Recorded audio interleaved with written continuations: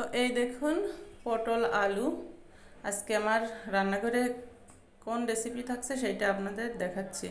তো ভিডিওটি না টেনে অবশ্যই শেষ পর্যন্ত দেখবেন। এই হচ্ছে ইলিশ মাছ। তো পটল আলু আর ইলিশ মাছ এটা দিয়ে একটা রেসিপি তৈরি করব, সেই রেসিপিটাই আপনাদের সাথে শেয়ার করছি। দেখুন এই যে কাঁচামরিচ নিলাম, কাঁচামরিচও সাথে থাকবে।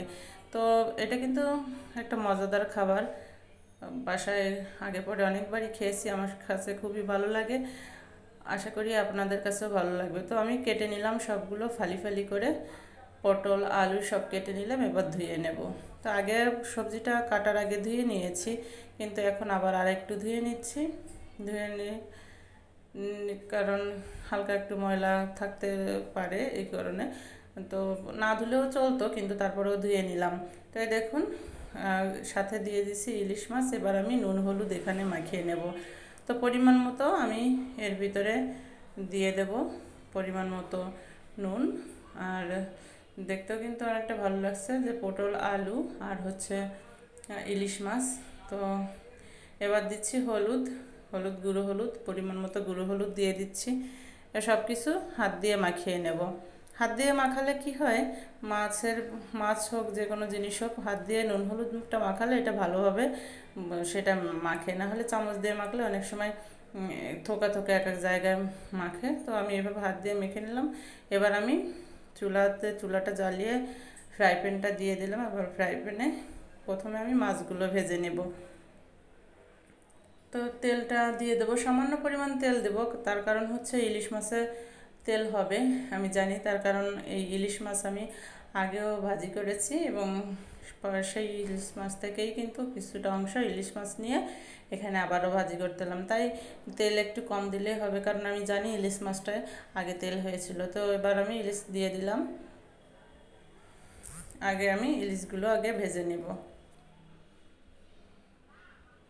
তো এভাবে পুরো সব কয়টা ইলিশ আমি দিয়ে দেব, কেটে রাখা ইলিশের টুকরো।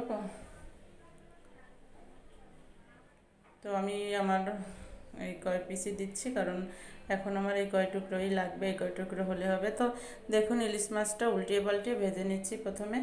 এটা ভাজা হয়ে গেলে আমি এটাকে নামিয়ে নেব। তো ভাজা শেষ, এবার আমি এটাকে নামিয়ে নিচ্ছি।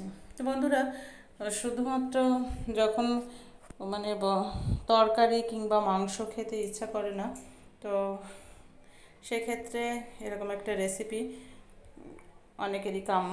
কারণ হচ্ছে অনেক সব সময় তো মাছ মাংস খেতে ভালো লাগে না সবার। তো মাঝে মাঝে একটু ভাজি ভর্তা এগুলো খেলেও ভালো লাগে। বিশেষ করে আমার তো ভালোই লাগে মাঝে মাঝে ভাজি ভর্তা খেলে। তো আজকে কিন্তু সেই রকমই আমি এইগুলো আজকে ভাজি করব, এবং এই ভাজি দিয়েই কিন্তু সুন্দর করে পুরো মানে রাতের খাবারটা শেষ করে নেব। তো দেখুন এরপরে আলু বসিয়ে দিলাম। আলুটা এবার এপিট ওপিট করে সুন্দর করে ঢেকে ঢেকে ভেজে নেব।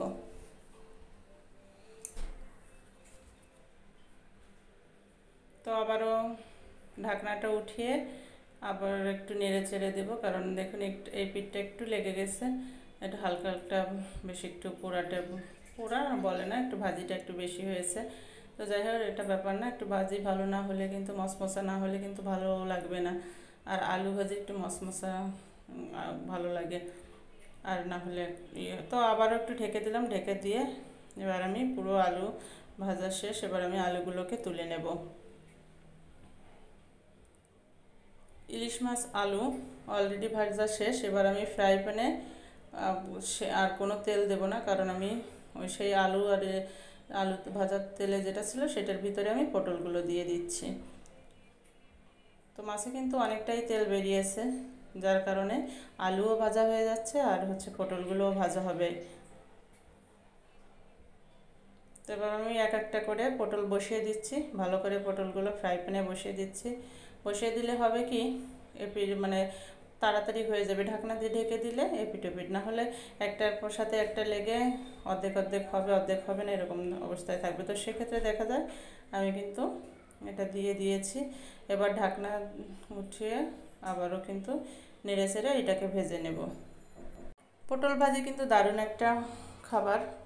পটল ভাজি করে তরকারি করে সবভাবেই কিন্তু খাওয়া যায়। তো পটল ভাজি আমার খুব ভালো লাগে। বেগুন ভাজির থেকেও পটল ভাজি ভালো লাগে, যেহেতু বেগুন ভাজি তো অসাধারণ একটা খাদ্য, কিন্তু বেগুনে অ্যালার্জি থাকার কারণে আমি পটলটাই বেশি খাই, যেহেতু আমার অ্যালার্জির পরিমাণটা একটু বেশি আছে।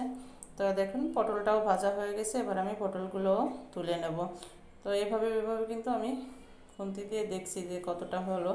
তো ভালো করে এইভাবে ভেজে ভেজে নিয়ে এটাও তুলে নিতে হবে।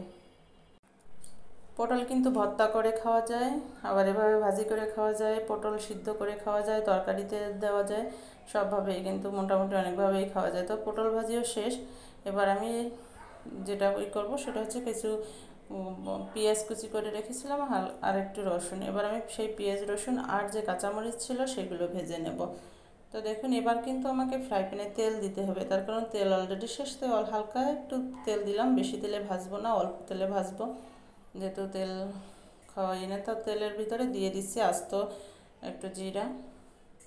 আস্ত জিরাটা একটু ভাজা ভাজা হলে আমি পেঁয়াজ রসুন দিয়ে দেব। পেঁয়াজ রসুন আর কাঁচা লঙ্কা দিয়ে দিলাম।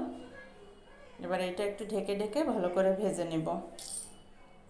আজকে কিন্তু এই ভাজি দিয়েই পুরো রাতের খাবারটা শেষ করব, কারণ অলরেডি বলছি যে কয়েকদিন মাছ মাংস যখন খেতে ইচ্ছে না করে তখন কিন্তু এই পদ্ধতি আমি প্রায়ই করে থাকি। তো আজকেও সেই জন্য এই পদ্ধতিটা করলাম। তো এবার দেখুন পেঁয়াজ ভাজি প্রায় শেষের পথে, এবার ঢাকনা তুলে পেঁয়াজ ভাজি তুলে নেব। তো বন্ধুরা পেঁয়াজ ভাজিটা কিন্তু একটু বেশি ভাজা ভাজা করতে হবে, তা না করলে কিন্তু কাঁচা পেঁয়াজ ভালো লাগবে না। তো ভাজা শেষ, আমি এটাও তুলে নেব। তো আজকে কিন্তু আমার এটা হচ্ছে রাতের খাবার, এটা দিয়ে কিন্তু পুরো রাতের খাবারটা শেষ করে নেব। তো এরকম শুধু ভাজি দিয়ে ভাত খাওয়া আসলে আমার কাছে কিন্তু ভালোই লাগে মাঝে মধ্যে এভাবে খেতে। আশা করি আপনাদের কাছে কেমন লাগবে জানি না। তবে বন্ধুরা কেমন লাগলো এত সুন্দর রেসিপি অবশ্যই কমেন্টসের মাধ্যমে জানাবেন। আর যারা চ্যানেলে নতুন, চ্যানেলটি সাবস্ক্রাইব করে বেল আইকনটি বাজিয়ে দেবেন। তো ধন্যবাদ সকলকে। আবারও কথা হবে অন্য কোনো ভিডিও নিয়ে। তত সময় ভালো থাকবেন বন্ধুরা। তো এভাবে চাইলে কিন্তু আপনারাও বাসায় তৈরি করে খেতে পারেন। আশা করি ভালো লাগবে এত সুন্দর একটা রেসিপি।